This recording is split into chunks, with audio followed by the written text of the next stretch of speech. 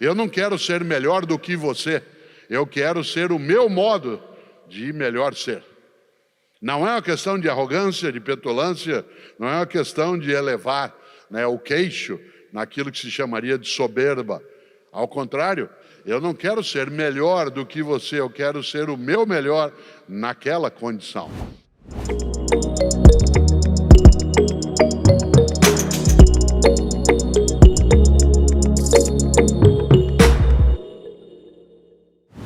Eu sou mais velho que o meu pai.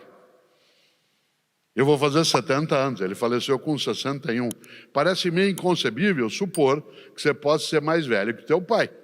Mas eu, quando lembro dele aos 61 anos de idade, ele era um velhinho. E eu já deixei isso há um bom tempo, isto é, já ultrapassei. A vida, de fato, ela é curta para ser pequena. Pequena significa quando você e eu admitimos, eu faço o que eu posso. É interessante. Várias vezes na vida você encontra a síndrome do possível. Várias vezes no teu cotidiano o possível aparece como sendo o caminho mais confortável. Há pessoas que quando você apresenta alguma questão para ela, ela olha e diz de modo desalentado, usando reticências ao final, que aí eu faço o que eu posso. Diz, gente, nós temos que dar maior integração à nossa atividade e eu faço o que eu posso. Gente, nós temos que ter um ambiente menos destruído, menos poluído, eu faço o que eu posso. Gente, nós temos que ter metas mais realizadas naquilo que temos, eu faço o que eu posso. Gente, nós temos de ter uma família que seja de fato mais protetiva, eu faço o que eu posso. Esta ideia do eu faço o que eu posso, com reticências, com 3 pontinhos, ela é desistente. Ela é a marca da mediocridade. Há um outro modo de dizer, viver e sentir essa frase, que é no lugar de colocar reticências, colocar um ponto de exclamação. E aí, em vez da frase ser eu faço o que eu posso, ela se torna eu faço o que eu posso. Isto é, eu não deixo de fazer o que pode ser feito. Há uma diferença que não é, de novo, apenas de vocalidade. Quando eu digo eu faço o que eu posso, eu estou abandonando a possibilidade de reforçar o que tem que fazer. Quando eu digo eu faço o que eu posso, nós estamos entendendo que a pessoa, ou você, ou eu, fazemos aquilo que pode ser feito e não deixamos de fazê-lo. Fica clara a distinção? Eu faço o que eu posso. Aliás, pessoas que dizem muito eu faço o que eu posso, elas quase sempre, diante de qualquer problema, usam uma frase muito comum que é que horror, alguém tem que fazer alguma coisa. Na família, na política, na escola, na empresa, no país, que horror, alguém tem que fazer alguma coisa. E quando você vira e diz a ela, e você o que está fazendo? Eu faço o que eu posso. Ou vou fazer o possível. Interessante isso. Porque essa perspectiva de encarnar de modo direto a ideia de uma vida pequena, além de curta, ela é muito forte. Nós temos momentos muito grandes na história, desta nação de Portugal. Para nós que nascemos no Brasil, e mais ainda para mim, que tenho mais idade, Portugal é uma referência na literatura, na cultura, na história. Eu estudei muito quando criança e depois na educação básica, o conjunto da vida, as histórias. Quando eu caminho, a primeira vez que eu venho, eu e Cláudia até aqui, o Porto, mas Portugal não é. Todo lugar que a gente hoje caminhava, assim que chegamos, tem uma referência. Quando eu encontro a ideia do infante Dom Henrique, isso faz parte também da minha trajetória. Quando eu encontro algumas menções à literatura, mulheres e homens que viveram nesse lugar, que a gente tem acesso no dia a dia, em tudo isso eu sempre me lembro que esta é uma nação que tem uma marca, por exemplo, religiosa muito forte. Haja vista que na próxima semana uma parte do país se desloca para a região de Fátima em função da sua crença, da sua perspectiva. Portanto, nós não podemos secundarizar o mundo da religião. E vez ou outra, quando eu encontro uma pessoa muito religiosa, mas que vive dizendo isso que eu estou dizendo agora, que horror, alguém tem que fazer alguma coisa, especialmente se essa pessoa tem a mesma origem que eu, que é a formação cristã. Eu digo, você prestou atenção em algumas coisas de Jesus que a gente não pode esquecer? E atenção, tanto faz se você tem religião ou não, essa é uma escolha tua. Aliás, tanto faz se essa religião é cristã ou não, essa é uma escolha tua. Eu estou usando o cristianismo como referência porque é a minha matriz, né, de referência também.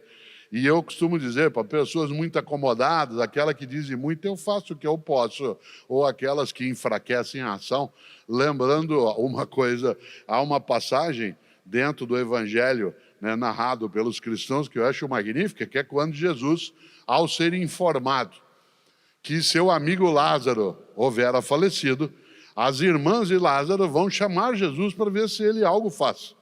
E na crença cristã, Jesus vai e faz com que Lázaro volte à vida. Portanto, que ele vença, né, exatamente o fim da vida.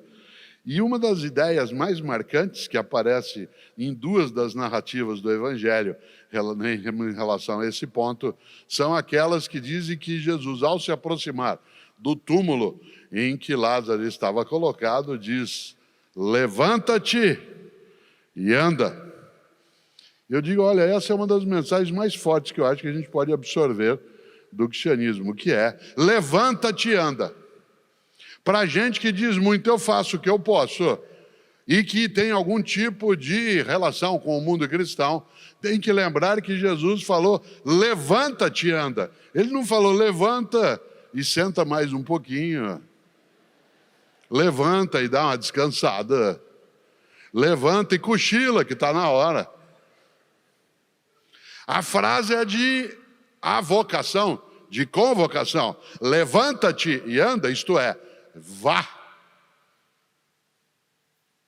Para a gente não encarnar num dos heterônimos do Fernando Pessoa, né, quando diz de maneira direta, depois de amanhã, depois de amanhã. Aliás, Fernando Pessoa lembrava, por intermédio de Álvaro de Campos, na véspera de não partir nunca, ao menos não há que se arrumar malas. Na véspera de não partir nunca, ao menos não há que se arrumar malas. Ou seja, eu não quero ter trabalho, eu faço o que eu posso. Nesta hora eu volto a um ponto. No mundo das religiões, há algo a ser pensado. Insisto numa noção. Você e eu temos religião não por escolha. Não é uma questão do Estado, isto é, do poder público. Ela não é uma questão que um governo deva interferir, protegendo ou prejudicando. É o que se chama, de fato, de um Estado laico. Um Estado laico não é um Estado ateu. Um Estado laico é aquele que nem favorece nem impede que as pessoas façam as suas escolhas. Mas as religiões do livro, e Portugal é uma nação em que essas religiões se entrecruzaram, que é o judaísmo, o cristianismo e o islamismo. Essas três religiões que têm um livro como referência, e esse livro tem narrações que se entrecruzam, seja a narrativa dentro do judaísmo, seja a Bíblia dos cristãos, seja, né, o Corão dos islâmicos, essas três grandes religiões falam de uma coisa para você e eu pensarmos. As três dizem que quando a gente se for, e você se vai, e eu também, que quando você se for, ou eu me for, haverá um juízo final. O que me assusta na ideia de juízo final não é ser final, é ser juízo. Dizem essas religiões que quando a gente se for, a divindade vai nos chamar num canto e falar, vem aqui para uma conversa. Senta aqui comigo. E aí? Na tua vida, enquanto vivo estava ou viva estava, por que fez o que fez? E por que não fez o que não fez? E por que fez o que fez como fez? E por que deixou de fazer o que devia ter feito? Você sabe que tem gente que deixa para procurar as respostas só quando não dá mais tempo.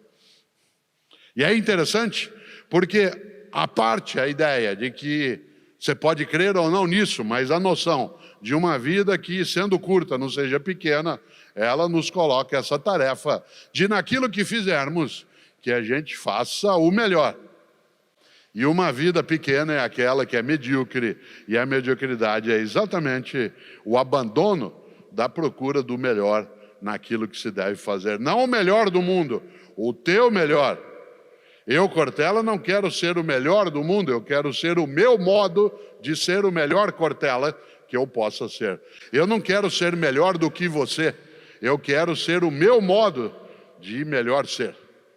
Não é uma questão de arrogância, de petulância, não é uma questão de elevar, né, o queixo naquilo que se chamaria de soberba. Ao contrário, eu não tenho o desejo de ser melhor do que você, a menos que seja uma disputa humorada, como acontece num jogo de cartas, num concurso, numa partida de futebol. Isso traz ali a marca da brincadeira, a marca lúdica, mas na vida eu não quero ser melhor do que você, eu quero ser o meu melhor naquela condição.